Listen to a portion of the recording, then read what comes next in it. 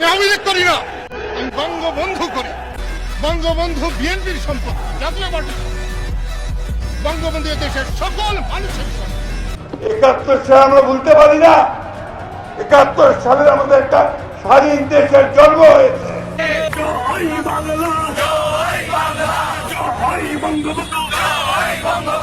মুক্তিযুদ্ধের বিপক্ষে শক্তি ক্ষমতা এসেছে, এদের শক্ত হাতে প্রতিহত করতে হবে, এমন বক্তব্য দিলেন দেশের রাজনৈতিক দলগুলো।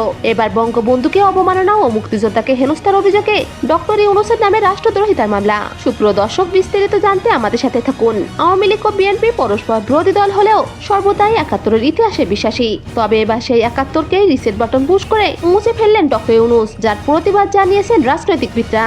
আসলে আপনি ডক্টর মোহাম্মদ ইউনূস বাংলাদেশের বীর মুক্তিযোদ্ধাদের জুতা মারতে চান, বলে দিতে হয়।